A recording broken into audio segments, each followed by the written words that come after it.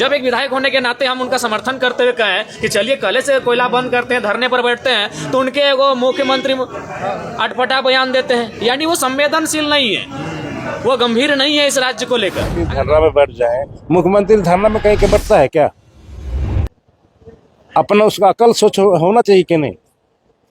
जो मुख्यमंत्री का पावर ही सर्वे सर्व होता है, किसी भी को दूसरे के बात से हमारा पार्टी का सदस्य है क्या वो लोग? यही माननीय इरफान अंसारी जी, इनका वीडियो स्टेटमेंट है, मीडिया को उन्होंने संबोधन किया कि हम 50,000 सरकार में आएंगे तो करेंगे। तो भावनाओं से क्यों खेला जा रहा है? और सारे संवेदनशील मामले प्रक्रियाधीन है, प्रक्रियाधीन है, प्रक्रियाधीन है। तो भाई महाधिवक्ता आपका है, वे संवेदनशील मामले जितने इस राज्य में है। सरकार मुख्यमंत्री कह रहे हैं कि रॉयल्टी का जो बकाया राशि नहीं मिलेगा तो कोयला बंदी कर देंगे, नाकेबंदी, हड़ताल, सभी तरह की। देखिए, सबसे पहले जो कोयला बकाया का जो राशि है उसे पूरे राज्य को इसीलिए कहते हैं कि राज्य के जो लोग हैं उन्हें कम से कम कागजी कलम से भी सक्षम होना चाहिए।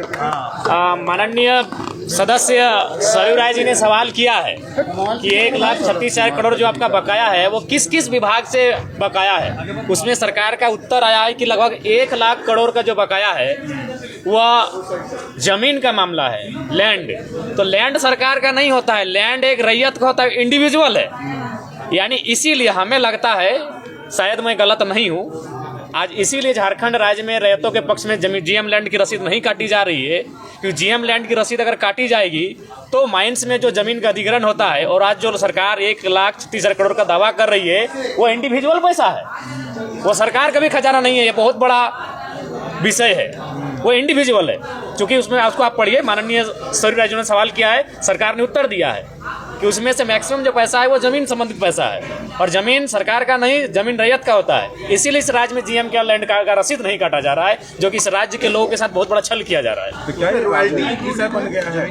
नहीं, तो जमीन का रॉयल्टी नहीं, सीधा बात इंडिविजुअल है। जमीन का रॉयल्टी इंडिविजुअल है। चूंकि अगर जमीन का रसीद कटता और कोई माइंस वहां अधिग्रहण करती तो उस जमीन का रॉयल्टी मिलता, लेकिन किसे मिलता? रैयत को मिलता। तो ठीक है, उसके बाद अगर ठीक है, अभी मान के चलिए अगर रैयत को ना मिल रहा है तो सरकार को अगर मिल रहा है, तो सरकार अगर निर्णय ले रही है तो हमें लगता है सरकार केवल कह रही है। जब एक विधायक होने के नाते हम उनका समर्थन करते हुए कहें कि चलिए कल से कोयला बंद करते हैं, धरने पर बैठते हैं, तो उनके वो मुख्यमंत्री अटपटा बयान देते हैं। यानी वो संवेदनशील नहीं है, वो गंभीर नहीं है इस राज्य को लेकर। अगर गंभीर होते तो उनको खुद कहना चाहिए था कि हम सरकार होने के नाते विपक्ष के लोगों से भी आह्वान करते हैं कि इस विषय में हमारा सहयोग किया जाए, ताकि सरकार के खजाने में उतनी बड़ी राशि आए जिससे राज्य का बेहतर हो सके। लेकिन कल तो मुख्यमंत्री जी धनबाद में कह रहे हैं कि अब कोयला रोकना होगा। वो कहते हैं, जब धनबाद जाते हैं तो धनबाद जैसा बात करते हैं, गिरिडीह जाते हैं तो गिरिडीह से बात करते हैं, और फिर रांची आते हैं तो माननीय बन के आराम से ठाट बाट करते हैं। धन्यवाद। बिल्कुल राजनीतिक विषय है, ये राजनीतिक मुद्दा ही है। अभी पारा शिक्षकों का मामला लीजिए, कल मैंने सवाल उठाया, सवाल को उत्तर भी मैंने सार्वजनिक कर दिया है अपने सोशल मीडिया के प्लेटफॉर्म पर। अगर आप इस प्रकार के आप तर्क देंगे पारा शिक्षकों के मामले में, तो फिर यही माननीय इरफान अंसारी जी, इनका वीडियो स्टेटमेंट है, मीडिया को उन्होंने संबोधन किया कि हम 50,000 सरकार में आएंगे तो करेंगे। तो भावनाओं से क्यों खेला जा रहा है? और सारे संवेदनशील मामले प्रक्रियाधीन है, प्रक्रियाधीन है, प्रक्रियाधीन है। तो भाई महाधिवक्ता आपका है, वे संवेदनशील मामले जितने इस राज्य में है, महाधिवक्ता से कही जाए कि उनमें त्वरित हो। धन्यवाद। यह सम्मान में लाभ जो कटौती हो रही है, उसमें भी प्रक्रियाधीन चल रहा है। कई महिलाओं का नाम काट दिया गया है। देखिए, आज मैं पुनः आपको कह रहा हूँ, जैसे जैसे समय बढ़ेगा, मैया सम्मान योजना में जो भी लाभुक हैं, जिनका रजिस्ट्रेशन हुआ है, धीरे धीरे उनके नामों की संख्या में कटौती होगी। ये सत्य है, आप देख लीजिएगा। धन्यवाद। देखिए, आपको हम क्या बोले, कल भी इस बजट में अननेसेसरी झूठों के बजट का आकार बड़ा कर देना, मैया सम्मान योजना में 13,000 करोड़ का प्रावधान कर देना, कृषि के क्षेत्र में 4500 का बजट प्रावधान कर देना, लेकिन अल्टीमेटली उनको पता है कि 55% 50% से ज़्यादा खर्चा हमको होगा नहीं। लेकिन अभी कुछ दिन लोगों को खुशफहमी में रखने के लिए, मैया दीदी लोगों को खुश रखने के लिए दिखा दिए कि 13,000 का बजट का आंकड़ा है। रेवेन्यू कलेक्शन कितना है नहीं बताएंगे, 1,45,000 करोड़ कहाँ से आएगा नहीं बताएंगे। वो में एक ही चीज़ बताइए है कि 20,000 करोड़ तक कर्जा तुरंत ले लेंगे। अभी कर्जा का लास्ट में 3,000 करोड़ रुपया हर एक साल इस सरकार सूद में भर रहा है। हमको लगता है 20,000 कन्फर्म वही है, 20,000 करोड़ जो इनको ऋण लेना है। बाकी रेवेन्यू कलेक्शन के क्षेत्र में इनका बिल्कुल जीरो रिजल्ट हम कह सकते हैं। अभी मैया का नाम काटेंगे, फलना करेंगे, वो करेंगे, ये कुछ अलग बात नहीं है, क्योंकि उनके पास पैसा नहीं है। ये मन इस टाइप का बात हो गया, जिससे बजट बड़ा बना दिया कि चलिए 20,000 करोड़ का हम रोड बनाएंगे, लेकिन उनको पता है कि हमको 2,000 करोड़ का बनाना है।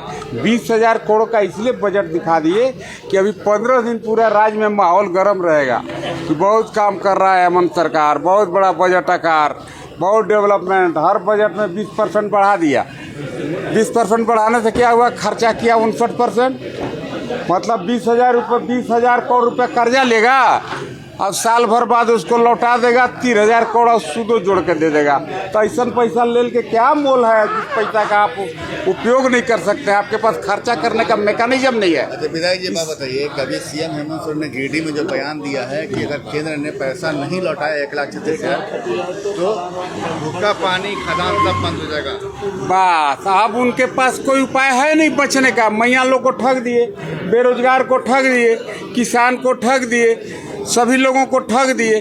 तब 1,36,000 करोड़ का बात दिखा रहे हैं। इसके पहले भी सीएम बने थे, उस समय भी बकाया था।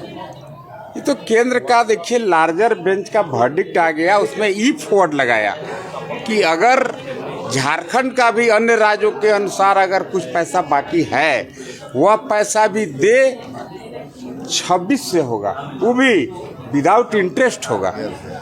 ये तो स्पेशल आप भी कोर्ट का वर्डिक्ट तो ऑनलाइन है, आप निकाल के पढ़िए। तो ये अब ये कहला रोना रो रहा है 25 में। देखिए, माननीय मुख्यमंत्री जी और हमारी महागठबंधन की सरकार काफ़ी गंभीर है इस मामला को लेके, क्योंकि इस बार के बजट को भी आप लोगों ने देखा होगा कि किसी भी रूप से हम लोगों ने आम जनता के ऊपर कोई भार नहीं दिया है। और जबकि हम लोग इतने सारे कल्याणकारी योजनाओं को हम लोग ने लाने का काम किया है, उसके लिए एलोकेशन रखा गया है। तो ऐसे हालात में इस राज्य का जो रेवेन्यू है उसको बढ़ाने की आवश्यकता है, पैसा का इस राज्य को आवश्यकता है। और यही कारण है कि जो हमारा राज्य का बकाया राशि है, जो अधिकार है इस राज्य का, उसको हम लोग मांग रहे हैं। और ये एक मांग केवल किसी सरकार का नहीं होना चाहिए, आम जनता का भी मांग होना चाहिए। और यही संदेश माननीय मुख्यमंत्री जी आम जनता को भी दे रहे हैं कि भाई ये आपका कोयला आपका है, राज्य का कोयला है, कोयला लेके जा रहे हैं तो उसका हम लोगों को बकाया पैसा दे वापस, अदरवाइज कानूनी कार्रवाई करना होगा।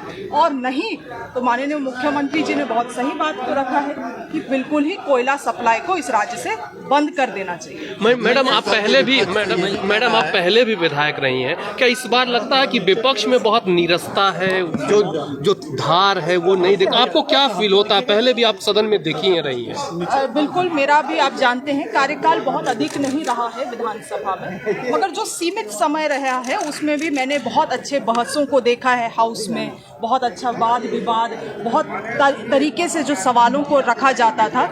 इस बार क्योंकि मैं ट्रेजरी बेंच में भी हूँ, मैं इस चीज़ को गौर कर रही हूँ कि जो सवाल भी लाए जा रहे हैं उसको भी सही तरीके से फॉर्म नहीं किया जा रहा है, जिसके वजह से मंत्रालय को भी बहुत दिक्कत हो रहा है। किसी सवाल में तो 3-4 विभाग का एक साथ इंसर्ट कर दिया गया है। आइडियली अगर आप विधानसभा का रूल देखें तो वैसे सवालों को रद्द कर देना चाहिए, मगर वैसे सवाल भी आ जा रहे हैं। तो इसमें क्या हो रहा है कि मेरा मंत्रालय जवाब दे, उनका मंत्रालय जवाब दे, ये थोड़ा कंफ्यूजन बन रहा है।